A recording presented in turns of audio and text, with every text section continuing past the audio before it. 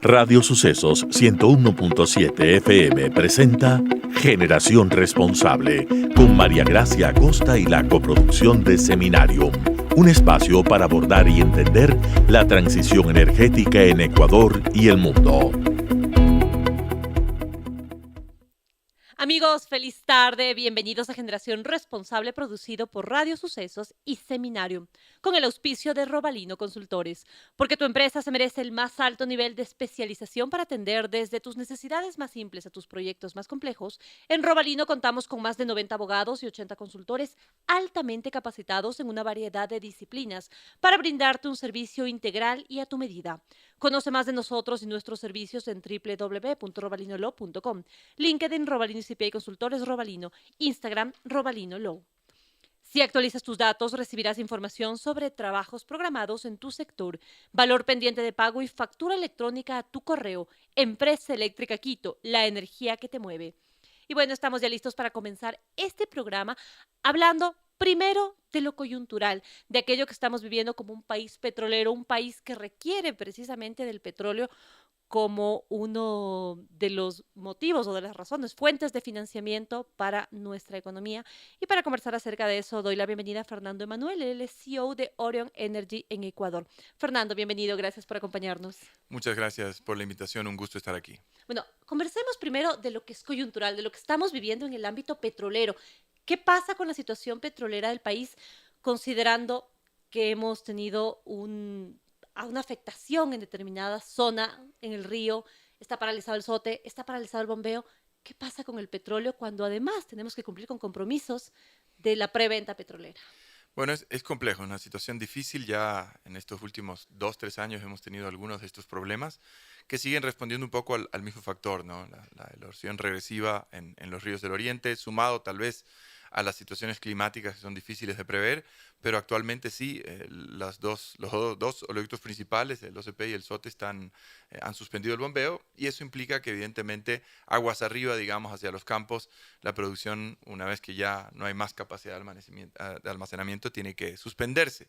Y esa es la situación actual, ¿no? Estamos llegando, bueno, hay alguna producción remanente de algunos bloques operados por Petroecuador, entiendo, pero estamos cerca de estar en cero. Ahora, entiendo, por el lado positivo, digamos, o menos negativo, que podríamos estar cerca de un reinicio del bombeo, que eso sería una muy buena noticia, con una solución temporal, seguramente muy bien estudiada y segura, pero temporal, antes de buscar tal vez una solución más estructural. Lo que sí es cierto es que es una situación con la que vamos a tener un poco que vivir de aquí en adelante hasta entender cuál podría ser una solución definitiva a esta situación, que podría implicar lastimosamente, no sé, mover el trazado de las líneas, pero eso evidentemente tiene un costo bastante alto, ¿no?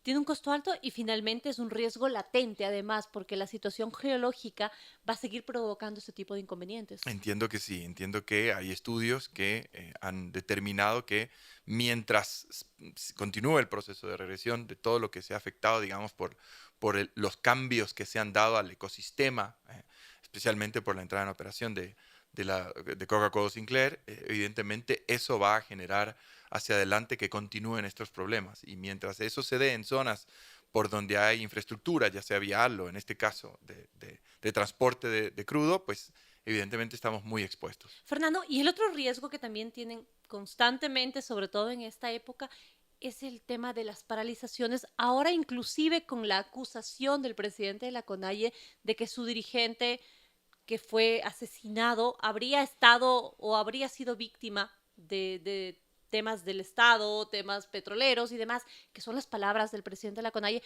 Esto nos deja también una amenaza más con respecto a las posibles acciones que ya habían anunciado, pero que ahora tienen otra fuente, otra razón. Sin duda, si vemos la historia reciente, iniciando desde 2019, eh, hemos estado expuestos no solamente a los temas climáticos, digamos, y geológicos en términos de disrupciones, interrupciones, ahora adicionalmente hemos estado viviendo en esta última época también la amenaza social, digamos, pues vivimos en un entorno que es complejo. Lastimosamente, estratégicamente, el Estado adolece, digamos, de una capacidad de reacción al momento en que se suscitan estas situaciones, y yo no creo que no vean al sector como una prioridad, pero lastimosamente es es complejo el poder cuidar la infraestructura y la producción petrolera en un área tan vasta donde evidentemente pues los movimientos sociales y estas organizaciones, independientemente de sus motivaciones y las razones por las cuales se declaran a veces en este nivel de protesta y ese nivel de escalamiento, nos han causado muchos problemas. Ya vamos 2 ocasiones en la historia reciente donde la producción ecuatoriana va a cero, ¿no? Por motivo de estas disrupciones. Entonces, realmente las amenazas externas, fuera de todos los riesgos operacionales que ya de por sí tiene la industria, las amenazas externas por las que está atravesando el sector son complejas y eso creo yo responde a algunos factores. Lastimosamente el petróleo, más allá de la importancia que tiene para el Ecuador, para su economía, para la dolarización, aún no se ha logrado convertir en un héroe, en una política de Estado, más bien es villano y eso pasa por, bueno, algunas falencias creo yo que tienen todos los grupos de interés que han estado involucrados en esto, ¿no? Desde la comunicación por un lado hasta el Estado por otro y todo lo que hay en el medio, ¿no?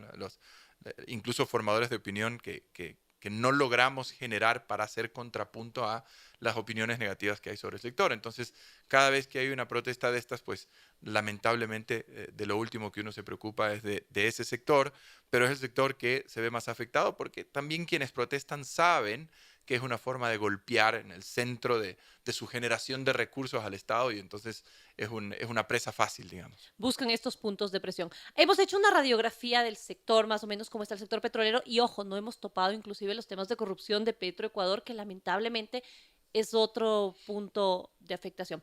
Pero acá tratamos de ser propositivos y también tratamos de encontrar o de conversar y hablar de las posibles soluciones. Acá, ¿cuál puede ser una posible solución que ustedes ven desde el sector energético para mejorar las cosas? El petróleo tiene que ser tratado de otra forma, quizá la figura de Petroecuador debería cambiar, obviamente ahí tiene que haber un cambio normativo, legal, pero ¿qué se puede hacer para modificar las cosas? Yo creo que todo pasa por lograr que existe una política de Estado en relación al tema petrolero. Así como hay países que se han dedicado a hacer política de Estado que se transformen en potencia turística, gastronómica, otros países han querido intencionalmente transformarse en potencia minera, como el caso de Chile, por ejemplo. Yo creo que el Ecuador tiene una oportunidad importante de transformarse en un país realmente petrolero. Y para eso yo creo que se requiere eso, una política de Estado. Una política de Estado de por sí es un acuerdo social general donde todos estamos de acuerdo, independientemente de la dirección del péndulo político o las ideologías, donde todos estamos de acuerdo que esa es la dirección que debemos tomar. Y si valoramos, digamos, de forma sencilla que estamos en una etapa de la historia de la humanidad de una transición energética, hay dudas de cuánto tiempo puede durar, pero de que se va a dar, se va a dar.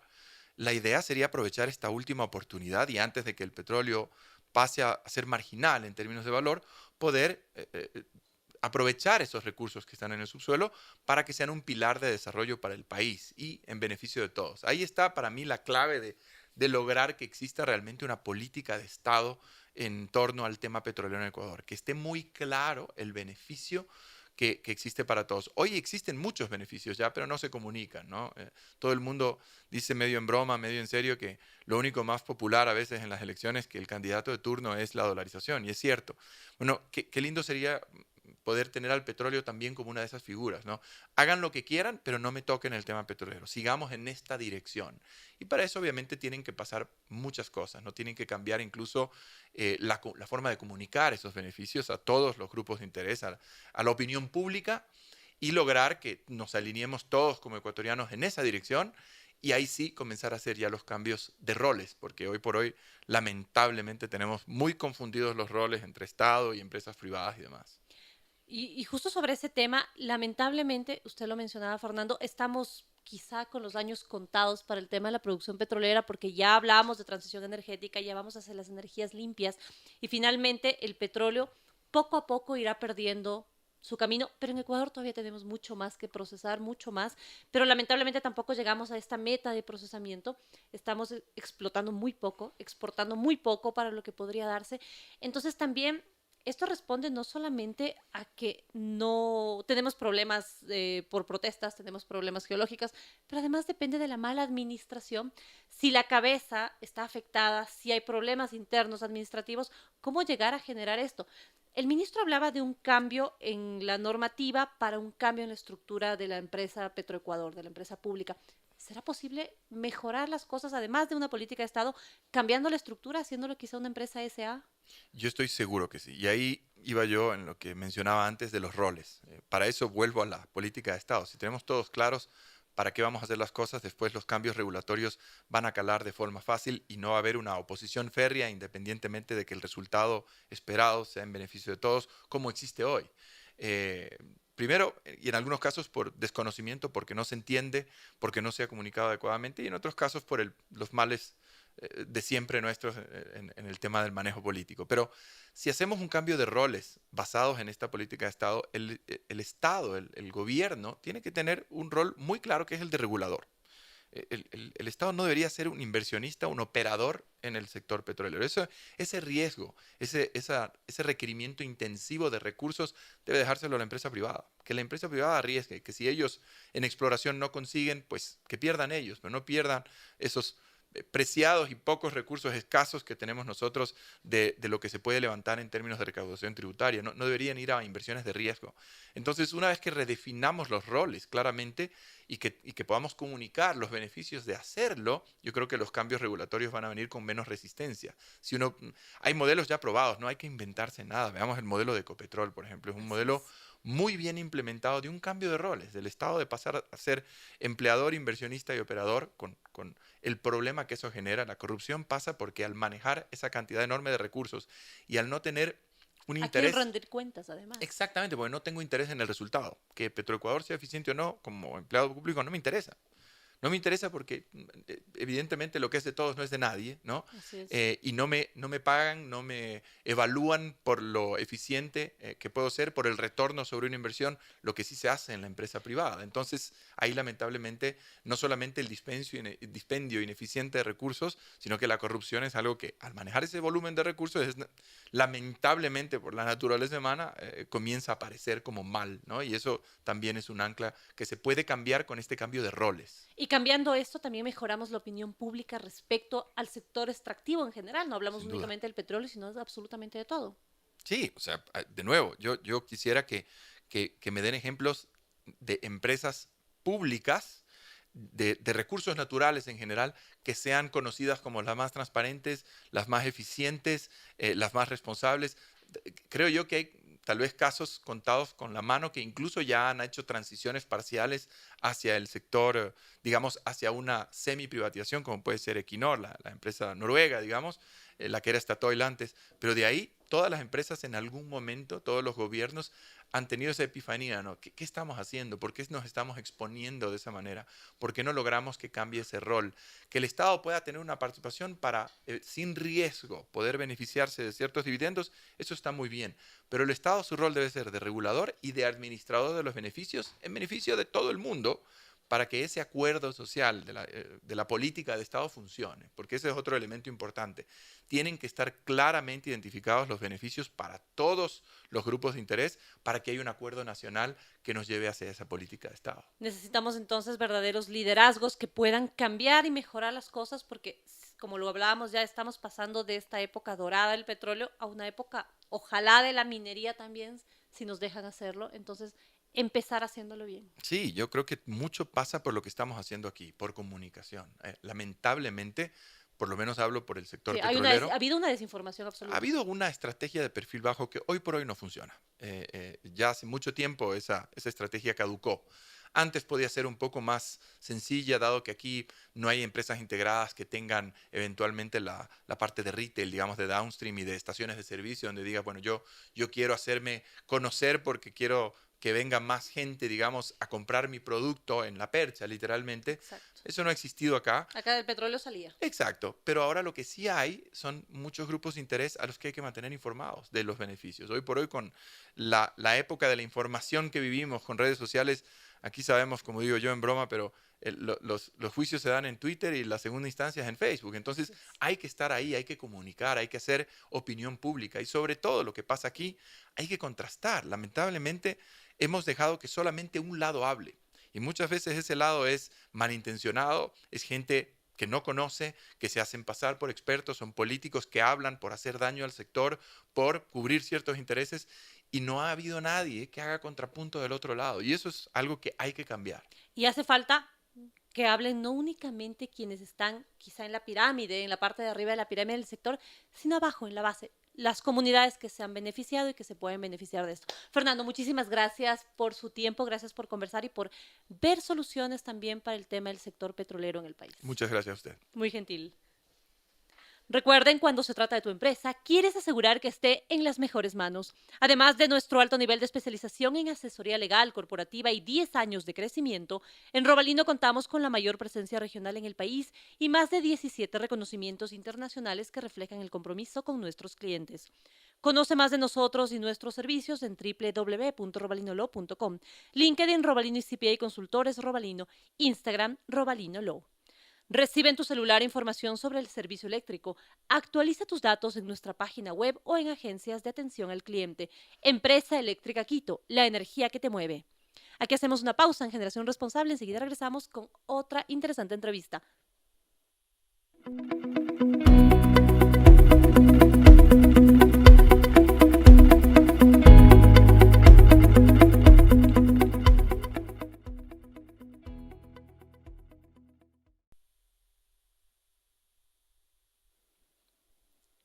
Amigos, seguimos en Generación Responsable y ahora vamos a conversar con Ileana Rodríguez. Ella es la presidenta electa de WIM Ecuador y la primera ecuatoriana nombrada WIM 100.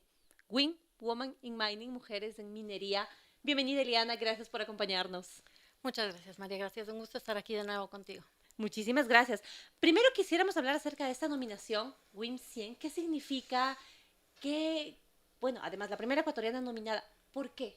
¿Cómo se dio esta nominación después, además, y aquí sí vale la pena recalcar, después de toda la experiencia en el sector minero que tú has tenido? Bueno, sí, muchas gracias. WIM 100 es una iniciativa de Women in Mining UK, basados en Londres, que ya tiene varias ediciones. Un poco la idea de esta nominación es visibilizar el talento femenino que existe en una industria que es altamente masculinizada. Tenemos muchos esfuerzos que se están llevando alrededor del mundo para incluir más mujeres en este sector.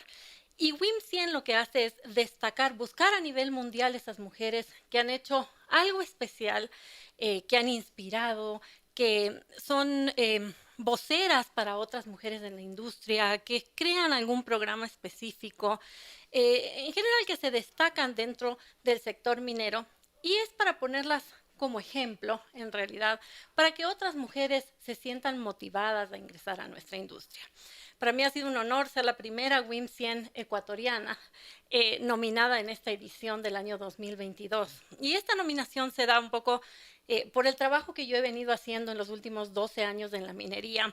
Un sector que en el Ecuador sabemos que a gran escala está recién en desarrollo y que, bueno, tenemos una representatividad importante ya de mujeres en nuestra industria, tenemos 16%, y eso parece poquito, pero en realidad cuando lo comparamos con países como Chile, como Perú, que son países mineros de larga data. Son países que ya han venido haciendo minería muchísimos más años, que tienen quizá un sector más desarrollado, ¿y el porcentaje de mujeres es inferior? Es muy inferior, está alrededor de 9 y 12%. Ahora, tampoco debemos sentirnos muy tranquilos con ese 16%, porque ese 16% podría muy fácilmente bajar en el futuro si no hacemos algo, si no trabajamos. La minería es una industria que tiene ciclos, ¿sí? Y en los primeros ciclos, las competencias necesarias para trabajar en una industria minera no son las mismas que posteriormente cuando ya estamos en una construcción y mucho menos en una operación. Por lo tanto, lo que nosotros tenemos que hacer es una ruta sostenible, un canal de gente que se vaya preparando para estar lista para tomar esos retos en el futuro. Entonces, eso es un poco lo que yo he venido haciendo. Esa es una de mis especialidades y es formar competencias en la gente para que en el futuro, cuando la industria esté mucho más desarrollada, pueda tener mano de obra ecuatoriana, porque eso es muy importante, no solamente en mujeres, mujeres y hombres. Obviamente para mí un enfoque Son las muy, mujeres, muy sin duda. cercano a mi corazón es las mujeres, pero en mujeres y hombres, las industrias cuando están en desarrollo en países, y esto ha pasado en todos los países, yo he viajado y he estado trabajando en África, en el Medio Oriente, y siempre he ido a hacer lo mismo, siempre he ido a formar competencias, a hacer programas donde gente nacional pueda tomar puestos que de otra forma estarían ocupados por extranjeros, y eso sería realmente una pena en el largo plazo. Entonces, esa es un poco la nominación que yo recibí, y creo que es muy importante saber que en el Ecuador hay mujeres muy valiosas dentro de la minería, en diferentes ramas, en todas las ramas, y que juntas estamos haciendo un trabajo muy importante para visibilizar la importancia que tiene la inclusión de género en nuestra industria. Yo fui la afortunada en ser la nominada y la electa en esta ocasión, pero sin duda habemos muchas que estamos trabajando con este fin. Sí, retomando ahí el porcentaje, un 16% es un número elevado, es un número realmente digno de decir, estamos por buen camino y como lo mencionaba, hay que seguir adelante. ¿Cómo hacerlo? Y en este punto, ¿en qué aporta WIM para que más mujeres estén dentro de esta carrera y de esta actividad que lo mencionaba? Ha sido de hombres porque inclusive por muchos años hubo creencias en contra de las mujeres que estaban en minería. Entonces, esto se radicó por completo, ahora son más las mujeres que están desde los distintos ámbitos relacionados con minería. Pero, ¿qué hacer desde WIM? Sí, definitivamente, como tú lo dices, ha sido una lucha de hace muchos años. Yo acabo de llegar, este fin de semana estuvimos festejando los 50 años de WIM Denver en Estados Unidos. 50 años. Entonces, imagínate cuánto tiempo han estado estas organizaciones trabajando arduamente para la inclusión de género. Nosotros tenemos apenas 3 años en el Ecuador. Fuimos fundadas en el año 2019 y ahorita estamos en el primer cambio de directorio. Es la primera vez en estos 3 años y en estos 3 años hemos tenido muchos avances. WIM está ahí porque es una red de contactos. WIM une a las empresas, a la academia, a las mujeres interesadas en el sector, a las empresas de servicio y provee un espacio de intercambio de información, pero también de programas específicos de educación, de información a los estudiantes que están recién decidiendo qué carreras podrían tomar en el futuro y muy posiblemente la minería no sea una que tenga en su radar, aun cuando hay proyectos mineros en su provincia. Muchos chicos no tienen en el radar la minería, entonces nosotros proveemos mucha información, hacemos programas de mentoría, programas educativos para los niños, trabajamos mucho con mujeres en los diferentes sectores. Ahora estamos tratando de ampliarnos a las diferentes comunidades. Nuestra red ya cuenta con 150 afiliados entre empresas y personas naturales que se han interesado en nuestra organización. Yo puedo decir que en estos 3 años hemos avanzado mucho, sin duda queda mucho camino por recorrer. El apoyo de la empresa privada es primordial en esto porque tenemos que trabajar de la mano. La academia está muy interesada en estos programas y en atraer gente a este tipo de carreras y por supuesto nuestro enfoque serán las mujeres. Ahí mi pregunta va también, ¿qué mujeres pueden ser parte? Quizá quienes estén trabajando en empresas mineras, quienes son estudiantes o a quienes sencillamente les gusta la minería y creen que la minería es un polo y un factor de desarrollo, de generación de recursos y de empleo. Definitivamente, todos esos rubros que mencionaste, todas las personas que sean allegadas a la industria, que tengan un interés en la industria, se pueden afiliar a WIM. Nuestros programas, los programas que hemos creado y los que vamos a crear en el futuro, obviamente tenemos ahora una planificación estratégica por delante con el nuevo directorio, están enfocados a todas esas personas, desde niños chiquitos hasta estudiantes que ya han decidido que su carrera va a ser en la minería o en el encadenamiento productivo, porque no necesariamente tampoco es solamente pensar en la empresa minera. La empresa minera tiene un encadenamiento productivo bien grande que ofrece grandes posibilidades de empleo para quienes se interesen a ir por ese lado. Entonces, también a mujeres profesionales que el día de hoy ya están trabajando y que, por ejemplo, están interesadas en un programa de mentoría con alguien que viva en Perú, en Chile o en otros países y que ya tenga una carrera en el sector, a quien puedan hacerle esas preguntas que tienen el día de hoy, digamos, en el tintero y que no las han podido hacer. Entonces, estamos ahora en este momento aceptando a todo la persona que quiera ser ¿Hombres y allegada, mujeres, hombres y mujeres allegados a la minería, porque necesitamos ambas voces. María Gracia, es mentira decir que nosotras solas podemos impulsarlo. De hecho, si yo pienso en mis mentores, si yo pienso en mis jefes, la mayoría ha sido hombres, la mayoría que me ha impulsado a llegar a donde he llegado yo en mi carrera de más de 25 años en los sectores extractivos, realmente han sido hombres, y ellos son muchas veces los primeros que nos empujan a hacer este tipo de iniciativa y los primeros que nos apoyan cuando lanzamos programas para mujeres. Qué importante es eso, apoyarnos mutuamente sin importar el género, porque finalmente todos somos capaces y si nos hemos formado y preparado, podemos estar ahí. Tú mencionabas, Liliana, la red de contactos. ¿A qué red de contactos nos referimos cuando eres parte de WIM? Sí, nosotros tenemos muchos eventos que hacemos, tanto eventos virtuales a niveles de webinars como eventos presenciales. Y en esas oportunidades vienen los CEOs de las empresas, vienen los gerentes de las empresas, vienen las empresas de servicio. Para los estudiantes o para las personas que hoy trabajan ya dentro del sector, contactarse con estas personas es sumamente importante. Entender hacia dónde van los proyectos, hacia dónde va la minería a gran escala, dónde están las necesidades, cuáles son aquellas oportunidades que existen, en cuánto tiempo se pueden presentar las oportunidades, en qué deberíamos estarnos formando, cuáles son esas competencias necesarias del sector. Eso es lo que te brinda una red de contactos. Una red de contactos te da la oportunidad de sentarte a hablar con gente que está interesada en lo mismo que tú.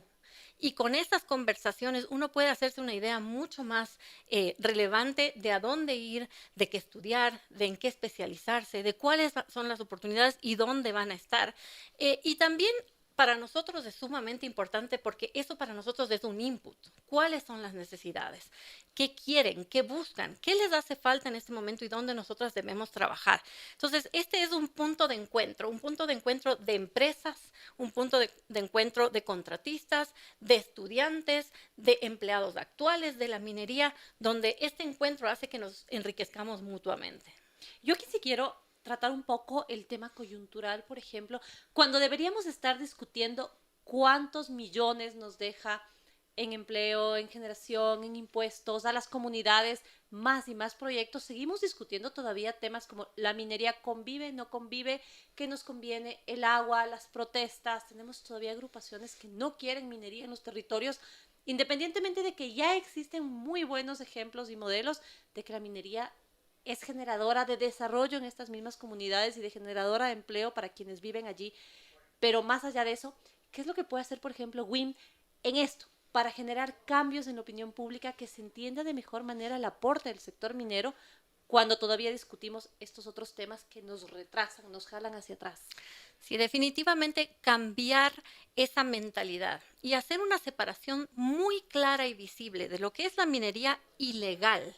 Esa minería que estamos hablando que destruye, que no se basa en reglas, que no sigue políticas ambientales, por ejemplo, de lo que es la minería bien hecha, la minería legal, la minería que brinda esas oportunidades de todo tipo, es muy importante. Nosotros como WIM estamos apoyando ese discurso y estamos apoyando ese discurso de las empresas, de la Cámara de Minería. Somos aliados, estamos haciendo fuerza en conjunto porque estas noticias tienen que llegar, pero tienen que llegar de la forma correcta. La minería legal es esa minería que está llena de oportunidades y no podemos perder el día de hoy ese camino el cual estamos avanzando en realidad. Aquí hay 2 proyectos mineros de gran escala que brindan muchas oportunidades de trabajo que a través de los impuestos y de los ingresos, ingresa mucho dinero por la minería en este momento ya al país. Y el Ecuador es un país minero. Si nosotros seguimos trabajando en desarrollar, en construir esos proyectos que están en la cola, los proyectos de minería legal y responsable, sin duda tendremos una industria muy fuerte en el Ecuador. Aquí vale la pena entonces pedir a todos que con responsabilidad nos informemos al hablar de minería. No todo es mala minería, no todo es minería ilegal. Existen proyectos que lamentablemente se están aprovechando de la falta de control, proyectos ilegales, pero los proyectos legales que están en camino, los que ya están en curso, están haciéndole bien al país. Así que la invitación sería: informémonos con fuentes oficiales, informémonos con quienes conocen y veamos realmente el aporte que se está generando al país. Y por supuesto, tenemos gremios y demás que nos están ayudando y que nos están jalando a estar más informados y a llegar a estos círculos de contacto. Sí, muchas gracias. Y la invitación está en la mesa en este momento. Todos quienes estén interesados en el sector, buscarnos en redes como WIM Ecuador, nos van a encontrar. La afiliación realmente es muy fácil. Estamos creciendo, estamos en el camino adecuado. Es para hombres y mujeres y es en apoyo al sector de esa minería legal que estamos hablando. Los vamos a buscar entonces. Liliana, muchísimas gracias por su tiempo, muy gentil. Muchas gracias a ustedes. Robalino te brinda una variedad de servicios, incluyendo asesoría contable, financiera, consultoría para tu cumplimiento tributario y acompañamiento legal a nivel nacional e internacional. Nuestros servicios de CPA Consultores Robalino y nuestra línea de Business Process Outsourcing están hechos para darte el acompañamiento que necesitas. Conoce más de nosotros y nuestros servicios en www.robalinolow.com. LinkedIn, Robalino y CPA Consultores Robalino. Instagram, Robalino Law. Recuerda, en la empresa eléctrica Quito dejaremos de entregar la factura física. Actualiza tus datos en nuestra página web y accede a los beneficios que te otorgamos. Empresa Eléctrica Quito, la energía que te mueve. Y quiero agradecerles a todos por acompañarnos una vez más en este programa en Generación Responsable para conversar de aquello que tiene que ser dicho, de el aporte y el apoyo que tenemos desde las distintas instancias de estos sectores que son tan ricos y traen beneficio para nuestro país. Les agradezco por su compañía. Nos vemos y nos escuchamos la próxima semana. Feliz tarde.